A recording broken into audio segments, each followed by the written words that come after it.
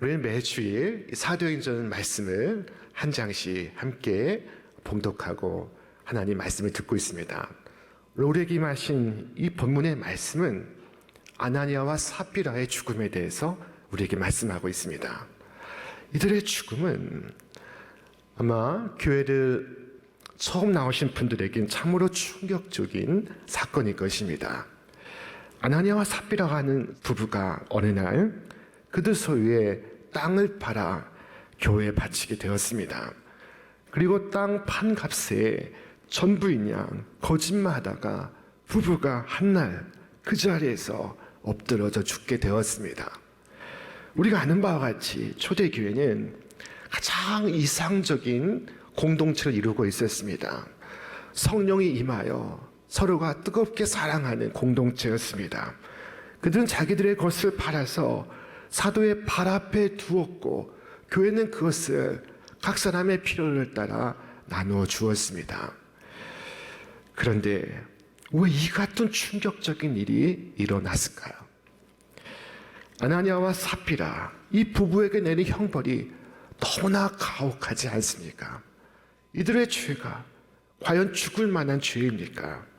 너무나 지나친 것이 아닙니까?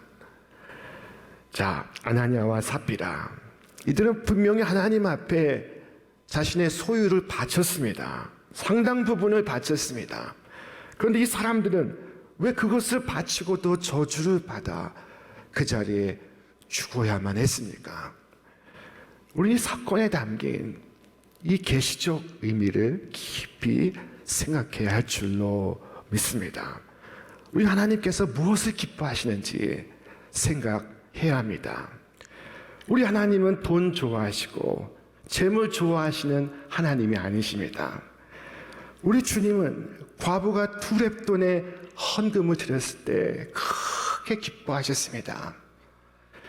이 신약의 아나니아와 삽비라의 사건은 구약의 여호수아서에 등장하는 아간의 사건과 일치합니다. 여호수아와 함께 이스라엘 백성들이 견고한 성 여리고를 점령했습니다. 그리고 파죽지세로 저 작은 성 아이까지 점령코자 했으나 싸움에서 대패하고 말았습니다. 많은 병사들이 죽었습니다. 자, 그것은 아간이라는 자가 하나님께 온전히 바쳐진 물건을 가졌음으로 인해 곧 하나님의 것을 훔쳤음으로 인해 하나님께서 이스라엘 백성에게 진노하신 까닭이었습니다. 성경은 말씀합니다. 이스라엘 자손들이 온전히 바친 물건으로 말미암아 범죄하였으니 이는 아간이 온전히 바친 물건을 가졌습니다.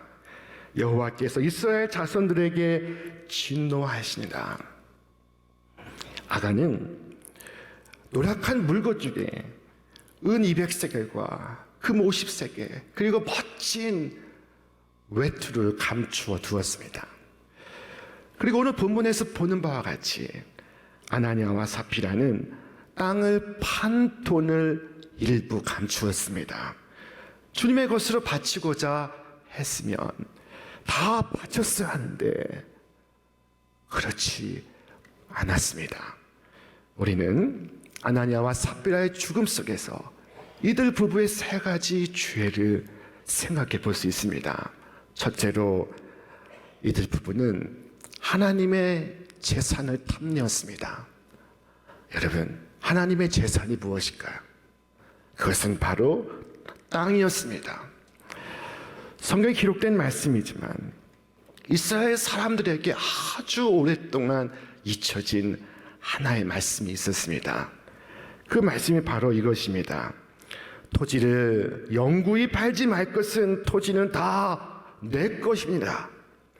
만일 내 형제가 가난하여 그의 기업 중에서 얼마를 팔았으면 그에게 가까운 기업 물을 자가 와서 그의 형제가 판 것을 물을 것이요 만일 그것을 물을 사람이 없고 자기가 물을 힘이 없으면 그 판 것이 희년에 이르기까지 산자의 손에 있다가 희년에 이르러 돌아올지니 그것이 곧 그의 기업으로 돌아갈 것이니라. 땅이 누구의 것이라고 했습니까? 하나님의 것이라고 했습니다. 이스라엘 12지파에게 가나안의 땅을 나누어 주시며 하신 말씀이 토지는 내 것이라 팔지 말 것입니다 말씀하시면서, 그럼에도 불구하고 땅을 팔 경우에 그때 가까운 친족이 그것을 물러주라고 말씀하고 있습니다. 만일 물을 사람이 없는 경우에 매 50년 희년이 선포되면 그 모든 땅은 본래의 주인에게로 귀속된다 하는 말씀이었습니다. 초대교회는 은혜가 충만하여 유무상통하는 교회였습니다. 모든 가진 자, 못 가진 자가 함께 나누는 공동체였습니다. 필요 이상의 땅이 있는 자는 그것을 팔아서 사도의 발 아래 가져다 두었습니다. 교회는 그것을 각 사람의 필요를 따라 나누어 주었습니다. 희년이 이루어진 것입니다. 이스라엘 역사에 오랫동안 사라진 희년이 예루살렘 교회 속에 이루어지고 있었습니다. 놀라운 일이 이루어지고 있습니다. 그런데 아나니아와 삽비라는 하나님께 바치겠다고 팔아놓고는 욕심을 이기지 못했습니다. 희년 헌금을 드리기를 작정했으나 땅을 팔아서 목돈을 한꺼번에 손에 쥐었을 때 그들의 마음이 변하기 시작했습니다. 사실 그가 판 땅은 큰 땅이 아니었습니다. 히라보 원전을 보면은 작은 땅이 팔렸다는 것을 알 수 있습니다. 그러나 그 가운데서도 일부를 떼어놓아 하나님께 드렸던 것입니다. 이 많은 것을 바칠 필요가 있겠나 하는 갈등이 그 마음속에 있었던 것입니다. 일단 하나님께 바쳐진 후에는 더 이상 자기 것이 아닙니다. 적은 것을 떼든 큰 것을 떼든 하나님의 것을 도적질하는 것입니다. 하나님께 서원한 것은 하나님의 것입니다. 그런데 아나니아와 삽비라가 탐욕의 노예가 되어서 땅 판값의 얼마를 감추고 일부만 가지고 와서 마치 그것이 땅값의 전부인 양 거짓말하고 있었습니다. 그럼 그들을 향하여 베드로가 이릅니다. 땅이 그대로 있을 때에는 네 땅이 아니며 판 후에도 네 마음대로 할 수가 없더냐. 예, 마음대로 할 수가 없습니다. 지금 베드로의 책망인즉슨 어째서 하나님의 일을 하고자 하는 마음, 거룩한 일을 하고자 하는 마음을 사단에게 빼앗겼느냐, 어째 너의 권세를 사단에게 넘겨주었느냐 하는 것이었습니다. 지금 아나니아와 삽비라의 마음속에 사탄이 있습니다. 베드로가 이르되 아나니아야 어찌하여 사탄이 네 마음에 가득하여 네가 성령을 속이고 땅값 얼마를 감추었느냐. 온 성도가 성령에 충만할 때 아나니아와 삽비라는 사탄으로 충만하였습니다. 자, 이것은 사탄의 책임이 아닙니다. 온전히 아나니아의 책임입니다. 우리 자신의 권세를 사용할 수도 있고 우리 자신의 권세를 사탄에게 넘겨주어 사탄의 하수인으로 행동할 수도 있습니다. 여러분, 사탄이 주는 마음을 마치 내 마음인 양 마음속에 품지 않기를 바랍니다. 언제나 그리스도 예수의 이름으로 내쫓기를 바랍니다. 아나니아와 삽비라는 사탄이 불어넣은 욕망에 그만 두 눈이 멀었습니다.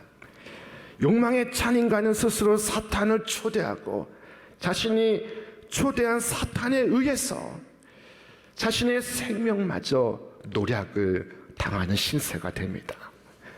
아나니아와 삽비라는 명예에도 탐을 내었습니다. 바치기는 반을 바치면서도 사람들로부터는 다 바쳤다는 칭찬을 받기를 원했습니다. 하나님께 바친다고 하면서도 칭찬을 사람들에게서 구합니다. 결국 그들이 마음을 쓴 것은 하나님의 마음이 아니요 사람들의 마음이었습니다. 여기에 문제가 있는 것입니다. 예수님께서 말씀하셨습니다. 너는 구제할 때 오른손이 하는 것을 왼손이 모르게 하여 네 구제함을 은밀하게 하라. 은밀한 중에 보시는 너희 아버지께서 갚으시리라.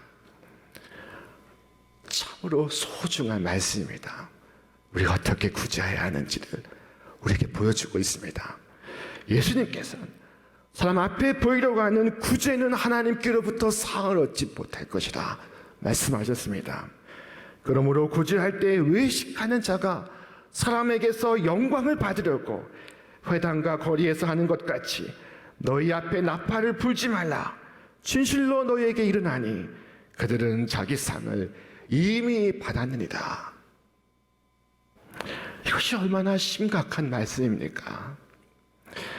하지만 아나니아와 삽비라는 하나님의 일을 빙자해서 사람 앞에 칭찬을 받으려 했습니다.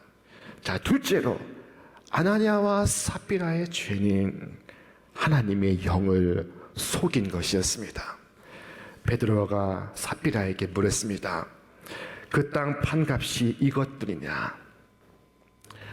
이것은 삽비라에게 기회를 주는 말이었습니다. 만일 아나니아와 삽비라가 이렇게 물었을 때 아닙니다. 반입니다. 3분의 1입니다.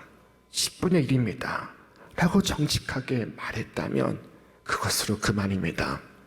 그러나 아나니아와 삽비라는 회개하지 않고 함께 무의한 대로 전부라고 답했습니다. 자신의 소유를 다 바쳤다고 말했습니다.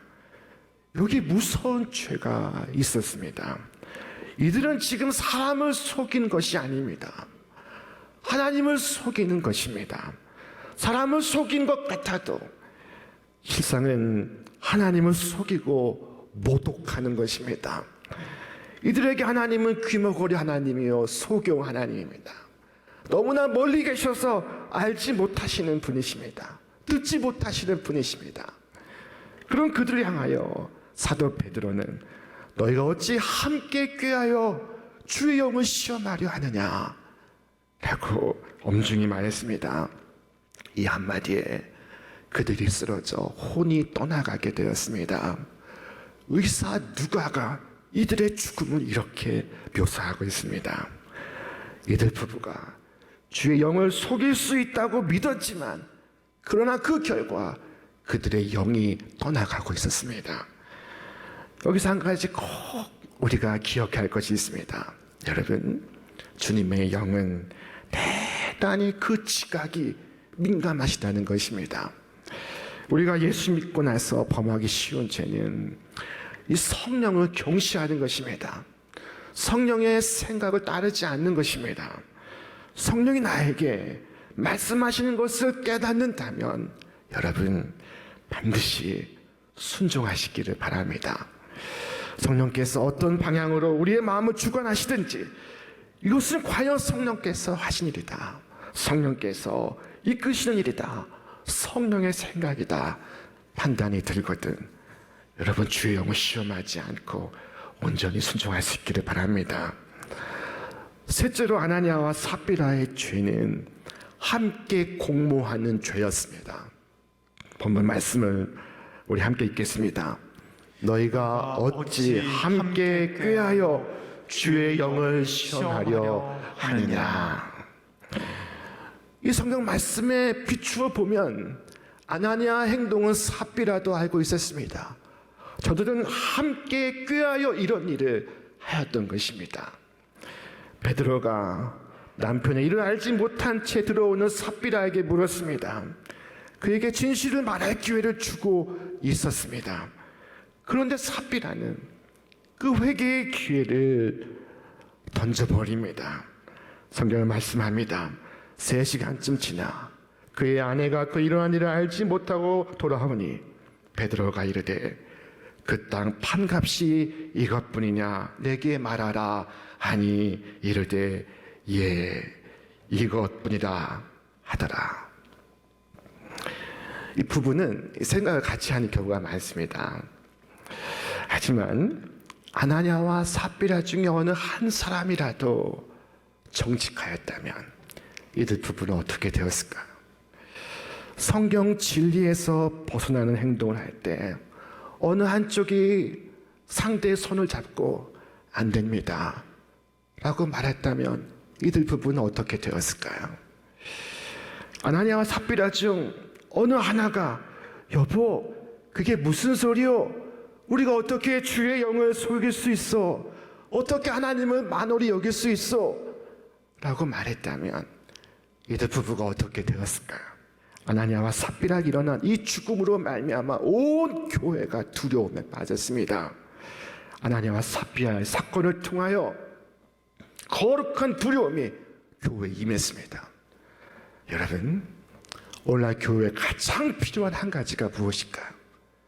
그것이 바로 이 두려움입니다. 이 시대는 하나님을 향한 두려움을 다 잃었습니다. 그러나 교회는 하나님을 향한 두려움을 간직한 것입니다. 성도의 가슴에는 하나님을 향한 두려움이 있습니다. 왜 사람들이 자기 멋대로 방자하게 행동하는 것입니까? 하나님에 대한 두려움이 없기 때문입니다. 이것이 모든 죄의 서막이었습니다. 하나님 앞에 범죄하지 않고 건강한 삶을 살 수 있는 가장 중요한 비결은 하나님을 향한 두려움입니다. 여러분, 특별히 하나님의 교회는 거룩해야 하며 거룩한 두려움을 지켜야 합니다. 교회가 거룩함을 유지하지 못할 때 하나님의 심판이 임합니다. 교회는 개인적인 욕망을 구하는 것이 아닙니다. 교회를 통해 개인적인 욕망을 충족하려고 해서는 결코 안 됩니다. 출애굽기 말씀을 보면은 하나님께서 모세에게 향단을 만들 것을 명하십니다. 여호와께서 모세에게 이르시되 너는 소합향과 나감향과 풍자향의 향품을 가져다가 그 향품을 유향에 섞되 각기 같은 분량으로 하고 그것으로 향을 만들되 이 향은 너희에게 지극히 거룩하니라. 네가 여호와를 위하여 만들 향은 거룩한 것이니 너희를 위하여는 그 방법대로 만들지 말라. 냄새를 맡으려고 이 같은 것을 만드는 모든 자는 그 백성 중에서 끊어지리라. 하나님께서 명하십니다. 향을 만들 때 하나님을 위하여 만들어야지. 그 향의 냄새를 맡으려고 만드는 자는 이스라엘의 백성 가운데 끊어지리라. 여러분, 이 말씀은 하나님의 것, 하나님의 영광을 도적질할 수 없다는 것을 말씀하고 있습니다. 여러분, 이 말씀에 비추어 볼 때 우리가 드리는 예물 중에 특별히 11조는 정말로 조심해야 할 예물입니다. 예물의 성격이 11조이기 때문입니다. 이 아나니아와 삽비라 부부가 하루아침에 죽게 된 이유가 바로 하나님의 것을 도적질하려고 하였기 때문입니다. 아나니아와 삽비라의 죽음은 표적이 되어 모든 성도들에게 거룩한 두려움을 불러일으켰습니다. 여러분, 삶도 표적이요 죽음도 표적입니다. 축복도 표적이요 심판도 표적입니다. 헌금 속인 것을 예루살렘 교회의 첫 번째 문제로 성경에서 기록하고 있는 것일까요? 그것은 아간의 도적질 같은 불미스러운 사건을 성경에 기록한 이유와 똑같습니다. 그것은 곧 하나님의 백성의 승리는 하나님 앞에서 진실되고 그 말씀 앞에 순종함을 통하여 얻을 수 있다는 것을 분명히 말씀하기 위해서였습니다. 이를 통하여 교회는 위축되었을까요? 그렇지 않았습니다. 죄를 도려낸 순간 성령의 역사가 교회에 더 크게 일어나기 시작했습니다. 믿고 주께로 나오는 자가 더 많으니 남녀의 큰 무리이더라. 심지어 병든 사람을 메고 거리에 나가 침대와 요 위에 누이고 베드로가 지날 때 혹 그의 그림자라도 누구에게 덮일까 바라고 예루살렘 부근에 수많은 사람들도 모여 병든 사람과 더러운 귀신에게 괴로움 받는 사람을 데리고 와서 다 나음을 얻으니라. 여러분, 수많은 무리가 주님의 교회를 찾고 있었습니다. 더러운 귀신이 쫓겨나고 많은 사람들이 질병에서 노임을 얻고 있었습니다. 여러분, 그 결과 초대교회는 갈수록 더 칭송받는 교회가 되었습니다. 오늘 우리 한국교회도, 우리 신촌교회도 온 백성들이 칭송하는 교회가 될 수 있기를 바랍니다. 깨끗한 믿음과 온전한 순종으로 백성들의 칭송을 받아서 주님께로 돌아오는 자가 더 많아지는 도성이 되기를 바랍니다. 아나니아와 삽비라 부부는 비록 징계를 받았으나 많은 성도들에게 큰 교훈을 남겼습니다. 여러분, 초대교회는 폭발적인 성령의 역사가 있던 교회였습니다. 그런데 보십시오. 성령이 역사하는 곳에 사탄이 함께 역사하고 있습니다. 하나님의 교회가 성장하는 것을 사탄은 볼 수가 없습니다. 여러분, 우리가 비록 잘못하고 죄를 범하려고 할 때 어떤 방법으로든 우리를 깨닫게 하고 두렵게 하고 떨게 하는 교회가 살아있는 교회입니다. 성령이 역사하는 교회입니다. 만약 세상에 나쁜 짓을 많이 해도 오히려 복이 있는 것으로 말하는 교회가 있다면 그 교회는 이미 성령이 떠난 교회입니다. 성령과 관계없는 교회입니다. 오늘 우리 자신의 생에서도 마찬가지입니다. 오늘 죄의 진리의 말씀이 우리에게 찔림이 되고 가시가 된다면 그것은 하나님께서 나를 사랑하시기 때문입니다. 성령께서 나와 함께 하시기 때문입니다. 우리 향하여 오래 참으사 회개할 기회를 주시며 돌이키기를 말씀하시는 것입니다.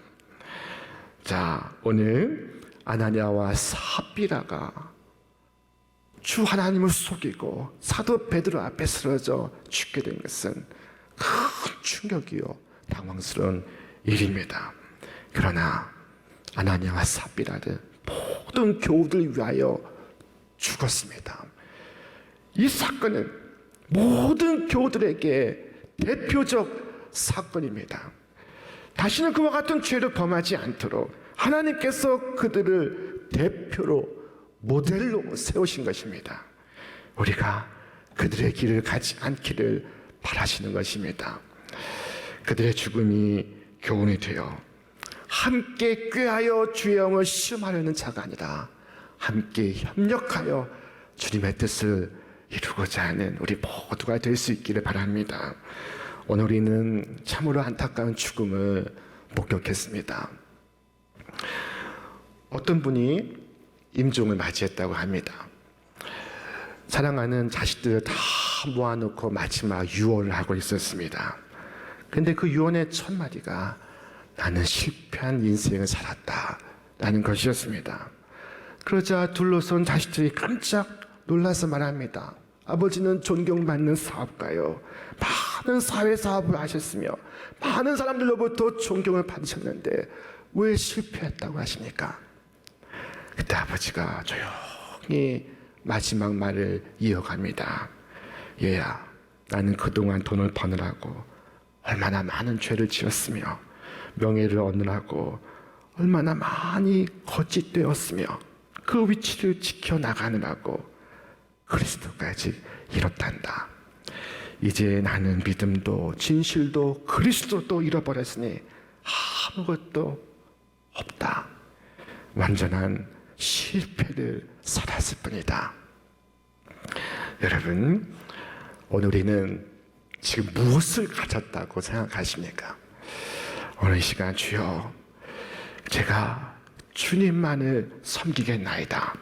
헛된 마음 버리게 하시며 성령으로 저의 영혼 충만케 하여 주옵소서. 기도하시고 결단하시는 여러분과 제가 되시기를 주님의 이름으로 축원합니다. 축원합니다.